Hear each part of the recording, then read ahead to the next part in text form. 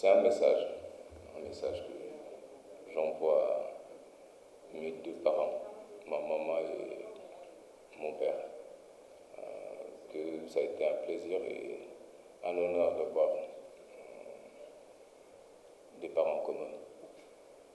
Ils m'ont donné une éducation. C'était des moments souples, des moments légers, des moments relax, des moments très très tendus. Mais c'est la vie, c'est ce que tout le monde vit avec probablement ses parents. C'est comme ça et ça fait de moi l'homme que je suis aujourd'hui et je ne regrette absolument rien. Voilà, le message c'est ça. Je pense à eux, je prie pour eux tout le temps. Voilà. Bon, la première, je pense que pourquoi la langue anglaise? Bon, je pense que c'est quand même important pour toucher le max de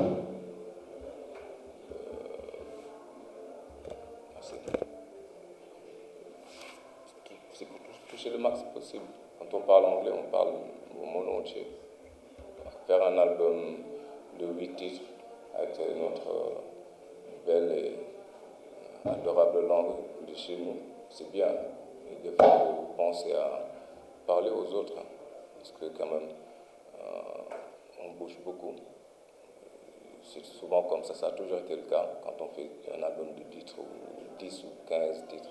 C'est toujours bien de composer un ou deux de français, anglais, tu vois, pour parler au monde entier, c'est important. Nous sommes à ce niveau-là et je pense que c'est bien de respecter comme ça, quoi. Ça va peut-être paraître bizarre de faire un album qu'en anglais, ça va faire très très bizarre chez nous, mais bon, c'est quand même bien de penser à eux aussi.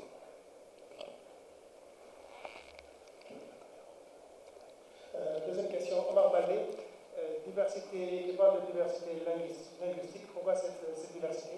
Et puis la deuxième, les 19 ans de carrière, quel est le ressenti de Carlou D? J'ai répondu à la question, c'est la même question, je pense. Alors.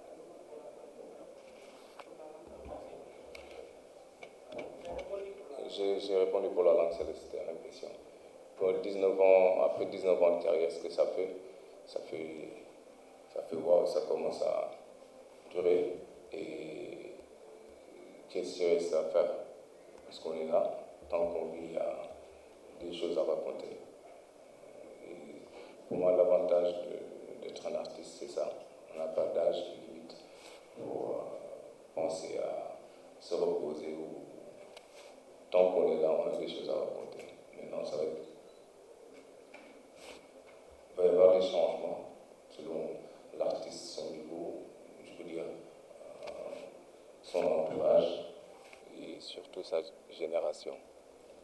Au fur et à mesure qu'on progresse, on essaie de s'adapter. Voilà. Parler à sa génération et donner... Allô?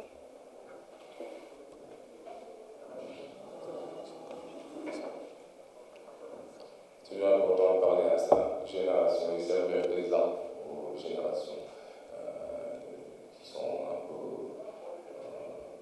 derrière, qu'ils apprennent de nos pas, essayer d'éviter nos erreurs et de prendre ce qui est bien. C'est ce qu'on a eu à faire. Voilà. Je ne sais pas si ça va ou pas. Merci. C'est ta Babadji, c'est bon? Non, je n'ai pas encore répondu à cette question. C'est la question initiale. Vous, c'était. Vous avez automatiquement pensé à Guest. Oui, c'est ce qui est normal. Carlou D, c'est avant d'être un artiste, un humain, comme tout le monde. Gangster, c'est une composition auquel j'ai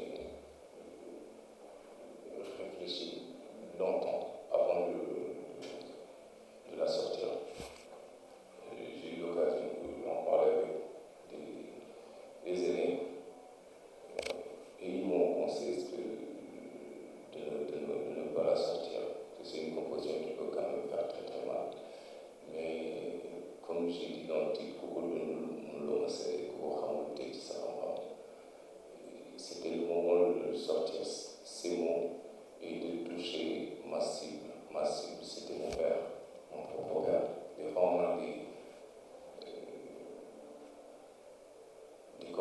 tombe des rôles très très difficiles à gérer en tant qu'humain. Mais bon, quand on est artiste, on est artiste. C'est vrai qu'on est artiste, mais sénégalais, on a des choses à faire et des choses à pas faire. Maintenant, il faut choisir. J'ai choisi de sortir ce titre et il a reçu le message, c'était mon objectif. Ça a été de longues années pénibles, mais je me disais, j'avais ce ressenti au fond de moi que j'ai pas fauté, j'ai rien fait de grave. J'ai toujours fait ce que mon cœur me dit de faire, et c'est pas le moment de reculer. C'est lourd, mais il faut sortir ce message, c'est pour lui. Et ça fait ce que ça a fait. Heureusement, j'ai eu ce que je voulais. J'ai eu ce que je voulais, il est venu vers moi, me tendre la main. Et moi, surtout l'oreille, ce qu'il ne voulait pas. Je suis resté des années à appeler mon père, juste pour lui parler. Et j'ai jamais eu cette occasion. Donc, essayer de vous mettre en place, c'est un peu compliqué de ne pas pouvoir communiquer avec votre propre père. Donc, voilà, il est revenu vers moi, il m'a écouté. Et, alhamdoulilah, ça s'est super bien passé. Et avant quand c'était malade, j'ai eu l'occasion de parler vraiment profondément avec lui, de comprendre tellement de choses que j'ai jamais eu la chance de comprendre. Et voilà, ça s'est super bien passé. Ce qui est bien, c'est qu'il a beaucoup prié pour moi avant de partir, presque 30 ou 15 minutes avant de quitter ce monde. C'est juste que c'était vraiment compliqué. On n'avait pas vraiment assez de temps pour faire une sortie, parler de l'album.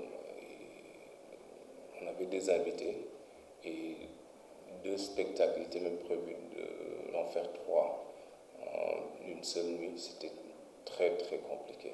On a dû alléger certaines parties. On n'avait vraiment pas le temps, c'était juste un problème de temps, de timing.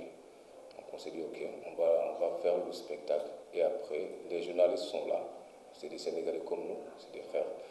On aura l'occasion de les appeler et discuter avec eux. Par contre, nos invités rentrent et on a un problème de temps. Ce serait bien de se concentrer avec eux sur l'essentiel du spectacle. Et après, parler à nos chers frères qui sont là avec nous. C'était juste un problème de temps.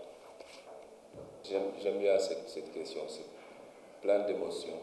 C'était au moment de la pandémie, Corona.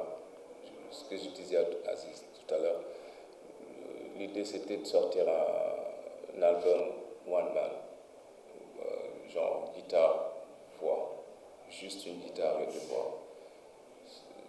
Pour moi, c'était l'occasion, vraiment. On ne pouvait pas instrumentaliser. Voilà, on s'est dit avec un ami, Papis, le owner du studio Eden, d'enregistrer l'album et de le sortir juste comme ça. Non seulement c'est l'occasion pour véhiculer le message, c'est plus captivant. Donc, voilà. Et après, on n'a pas eu l'occasion de le sortir, c'était aussi compliqué. Après, par le biais d'un ami qui est dans le milieu aussi, il se nomme Mero, il travaille avec un ami américain qui s'appelle Hakim. Il lui a envoyé les données et Hakim a pris son temps. Il a orchestré l'album du début à la fin et ça a donné ce que ça a donné. Voilà.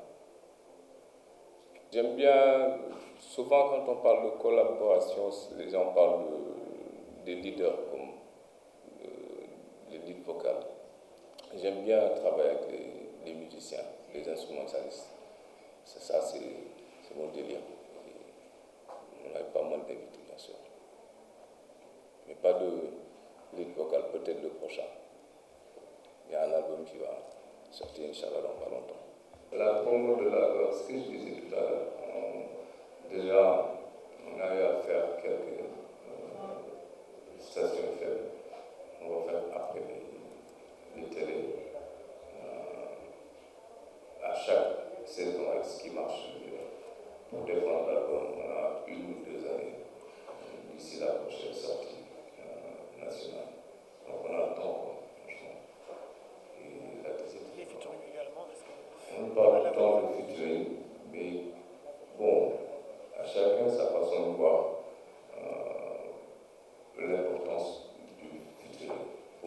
featuring, ça ne se programme pas, ça ne s'impose pas, ça vient naturellement.